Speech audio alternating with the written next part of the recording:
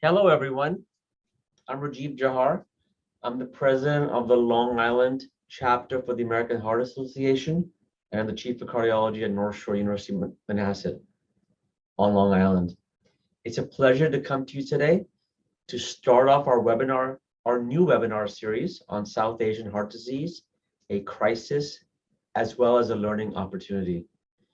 Over the next several sessions, we hope to highlight some of the risk factors of heart disease among different ethnic groups, as well as therapeutics available to us to treat such patients. Now, you could say to me, well, diet, exercise, stress relief, duh, that makes complete sense to me. And I agree with you, and as my kids would now use, they would use these new technologies, which I didn't grow up using, but the reality, it is duh, and it is commonsensical. But the fact is that if you look at the trials to date, we do not achieve optimal medical therapy. So we talk about exercise, we talk about diet, we talk about cholesterol management, and yet we don't. I personally am hyperlipidemic. I have high cholesterol, and I forget my statin. And I seem to remember it better when I've eaten a heavy meal or several lamb chops. But if I've had just a regular meal, I may forget it at night. And so achieving optimal medical therapy is so important. And this is really one of the foundations and the goals of the American Heart Association is to educate the community, educate the physicians on the importance of following regimens, on the importance of having a checklist to track your medications and everything else. It is very, very, very important. Here's this case scenario. A 54-year-old gentleman who's hyperlipidemic, who's got a good cholesterol, which is bad, who is a bit overweight. Triglycerides are about 250. Glucose is running normal, but high normal. His waist is now getting to be a little chunky, and he's a little couch potato. That's me. That's me a year ago. That was what I was a year ago. And then you know what? A year later, I'm now 55, but my cholesterol is now 160. And my HDL has now gone up to 45 because I exercise 5 days a week. I've dropped my weight to 168 because I'm working out, I'm eating right. My fats and my sugars are better. My waist, I've had to buy new clothes. And I call myself the Peloton dad because that's what I do. I do Peloton now 2-3 days a week. I do tennis minimum of 2 days a week. And I feel as good as I've felt since high school, maybe even better. Here's this case scenario of a patient. This is why the management of heart disease and why the mission statement of the American Heart Association is so, so important to us. This gentleman presented to a community hospital with chest pain, had a history of diet-controlled diabetes, didn't smoke or use drugs, was working out when he started having chest pain. And his first EKG showed nothing major. And so no one believed his chest pain until the next EKGs and a few hours later showed he was having a heart attack. And if you look, this is a completely closed vessel. This should be going this way. With therapies, we got the artery completely open this way, and the clot was removed from his arteries. The problem is, this gentleman was 19 years old. He's a South Asian second-year college student in Queens, New York, and is 19 years old. And this highlights the importance of taking care of yourself at a very, very early age. People always say, well, I'm only 25, I'm only 30, I'm only 40. But you know what? It catches up to you. Unfortunately, autopsy studies done in the Vietnam War on these boys and girls who died at age 18, 19 in the war, they showed that they had started to develop coronary plaque. And so we know this starts very early in our lives. And so it is very important to take this thing very, very seriously. And like I always tell people, genes load the gun, but the lifestyle pulls the trigger. You can't change how you were born. You can't change your parent. You can't change your parents or your ethnicity, but you can change your lifestyle. And that is what is so, so, so important in 2021 and going forward, because, 35% of all heart disease in the world occurs in people with normal cholesterol. Let me repeat, 35% of heart disease in the world occurs in people with normal cholesterol. That is numbing, so if you say, well, I have normal cholesterol, therefore I am okay, that is actually not true. And can you imagine that if you waited until chest pain to take action is about as dumb as waiting for labor pain to begin prenatal care? You got to start early. You have to start preemptively. You can't assume that you're free because that is not the case. And, the reality is that we have, like I said earlier, non-modifiable risk factors, your age, your gender, your family history. You can't change that, but you can change your blood pressure, your diet, your sugar management, your use of tobacco, your sedentary lifestyle, whether you're obese or not, whether you have elevated cholesterol. These are things you can affect. Maybe you can't normalize them and maybe you'll need to be medicated, but you can affect them. And that is what is very, very important. And like I say, you have some good cholesterol, some bad cholesterol, some that just can't decide. So since the theme of this webinar is South Asian people, what about the South Asian people? What's happening to them? And we've been talking about this. My brother wrote an article in the New York Times about this a few years ago. And I know we've had a lot of interest and a lot of data coming out. There's a great study coming out of UCSF called the Masala study, looking at cholesterol as a risk factor. But why is coronary heart disease among South Asians so important? And why are we creating this webinar series, which hopefully will translate into other ethnic groups? Well, because India accounts for about 60% of the total heart patients in the world. 60%, 60, about over 100 million patients. And that's the South Asian community. That is whether it's Pakistan, Bangladesh, India, Sri Lanka, or some of the immigrants. And despite the fact that heart rates around the world have decreased significantly, heart rates among overseas Indians are higher, 50 to 400% higher than people of other ethnic groups. And they've doubled in India if you compare 1968 to now. Because in 1968, they were equal among the West and South Asians, but now they've halved in the West and doubled in South Asia. So the importance of education is so important. The average age of the first MI has dropped by 20 years. The prevalence of heart disease just in New Delhi is at 10%, which is mind-boggling. There's a greater prematurity. So people who are under 40 have a 5 to 10-fold higher risk of heart attack or death than people older. There's a greater severity of heart disease, three-vessel disease, or all arteries are blocked, and larger heart attacks. And yet there's lower prevalence of conventional risk factors, the hypertension, the obesity, the smoking, the cholesterol, because 50% of South Asians are vegetarian. And heart rates among first-generation immigrants are generally intermediate between those of the country of origin and the country of immigration. That is not the case among South Asians. And if you look at other subgroups in different studies, among the Chinese population or South Asians in Singapore, it is dramatically different among Asian Indians. And that translates into women also, with women in Canada, England, Singapore, South Africa, having higher heart disease than other ethnic groups. So there's clearly an excess burden among Asian Indian women also.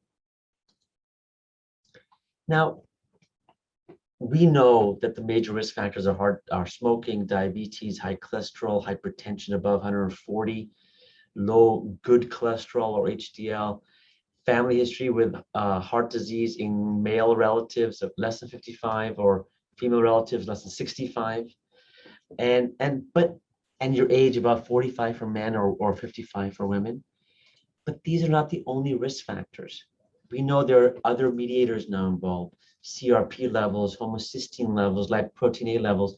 So it's imperative that you go see your doctor and make sure that in certain situations, you may need to get more testing done to look at other things that may be affecting your heart disease. Um, Artery diameter is a clear risk factor, as we showed in a paper we published a few years ago, that South Asians have smaller artery sizes than the counterpart Caucasian person with the exact same weight and body mass index. Um, and if you look at the contributions of various risk factors, it's different among South Asian Indians and versus the Caucasian population. Whether you look at tobacco, hypertension, lipoprotein A, homocysteine, other things. So you can't treat everyone the same way. You have to tailor your therapies to different people. And that is what is probably most important. This is why we've started this webinar series, to sort of tailor this webinar series to a certain ethnic population. Maybe statin may not be the right choice of drugs. Maybe there's other drugs that are better. Because we know that what I do with angioplasty has minimal effect unless we do optimal medical therapy. And that is what is very, very important. Now, people say, well, go see a dietitian. But a dietitian who is used to patients with eating pasta and pizza and Western food may not understand, may not be able to explain to the patient who's more used to South Asian cooking and South Asian food. So understanding, appreciating different ethnicities is of paramount importance. But yet, despite the fact that the risks of South Asian heart disease is prevalent, it is not any different than the West. The use of fried foods, or what I call contaminated vegetarianism, because we have 50% of our population who are vegetarian, so they feel they can eat fried foods because they're vegetarian, or their use of different fats, which is a problem, or the sugar use, or the increased salt use, the larger portions, the unbalanced meals, the snacking between meals, the dairy foods, and of course the alcohol, all play a role in the risks, not just of South Asian people, but of all people. And so understanding diet and what to eat and what especially not to eat is so important. So what can we learn from South Asians? Well, we know that the NCEP guidelines, or the cholesterol group, recommends that about 50% of our calories should come from proteins and carbs, and about 25% from fats. Asian Indians, however, or South Asians, consume more fried foods and high-fat dairy products, with receiving about 50% of their calories from fat, which as clearly is not good. But it's not just the quality, it's just not the quantity of the fat, it's the quality of the fat. You know, we know that coconut milk and coconut oil has such high saturated fats, which is bad for you, and is so prevalent in certain parts of the subcontinent. Polyunsaturated fats or monounsaturated fats are good for you. The olive oils, canola oils, the avocados, the nuts. They may lower LDL and may not raise your triglycerides. So using fats and using the right types of fats is so important. Don't extrapolate that, well, because I'm a vegetarian, or I don't eat red meat, or I'm a pescatarian, I just eat fish, that I'm okay to sort of push the envelope a little bit, because that's not true. And this is where the AHA, the societies can really help, because the new recommendations encourage a more personalized approach that addresses a heart healthy diet. You can't tell an Italian about eating naans and curry because they're more into pasta and pizza and other foods, and vice versa. And so you have to tailor it to the ethnic group, and that is very, very important. Greater emphasis on lifestyle, risk management, strong treatment benefits for those at high risk is so, so important. And so you should see your doctor regularly. You should assess your risk factors regularly, and you should have a realistic goal and plan for the future. That is what is very, very important. And so what have I done with the American Heart Association? Well, when I joined a few years ago, I thought I was just too busy. I could not do it. I found several excuses for not joining. But then I realized that if I wanted to lose myself in the service of others, I had to get involved. And their mission statement, to be a relentless force for a world of longer, healthier lives, was my mission statement as a physician. That's what I believe in. And so, this is what we already do. And so what I did with the help of my colleagues at the American Heart Association was to create a South Asian initiative. Well, with my colleagues like Michelle Gurvat and others, and Tara Lee and Vijay Alreja and Jaspreet Mayal, we decided to create a South Asian initiative where we would raise money and buy defibrillators, external defibrillators, or AEDs for patients, for people at different religious sites, agnostic of religion. So we were going to provide AEDs to these religious centers. So our first three were a mosque, an Indian temple, and a Sikh Gurdwara. Our next three is going to be a synagogue, a church, and maybe another religion. But our goal is to sort of expand and get some of these AEDs into different sites where they don't have them present, because we know that someone could have a cardiac event at anywhere and at any time. We just saw this on the soccer field at the UEFA Cup, where this very healthy soccer player from Denmark arrested on the field and had to be defibrillated out of it, and is now doing well. But if he didn't have that defibrillator available, unfortunately, he would have expired.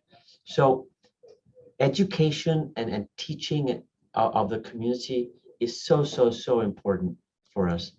And so we need you to get involved, to get the community involved, to educate the community so we can move forward with this, with these initiatives with the American Heart Association.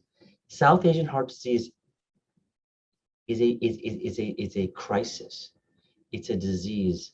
We need to get out there. We need to educate our community, either via education seminars or webinars like we're doing, going into the religious centers to discuss diet and exercise, to educate some of the physicians on how to educate their patients on these things, because it is very, very important. So, because I am South Asian, I got my coronary arteries checked, and I have beautiful, normal looking arteries.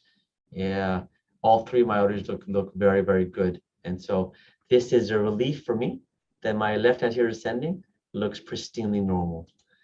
So our job is to get the message out. Our job is to make sure we educate our community. And our job is to improve the lifestyles of our colleagues and our friends and our family members to mitigate heart disease in 2021. I thank you for your time. I look forward to continuing this webinar and educating all of us on different facets of healthcare. Thank you very much.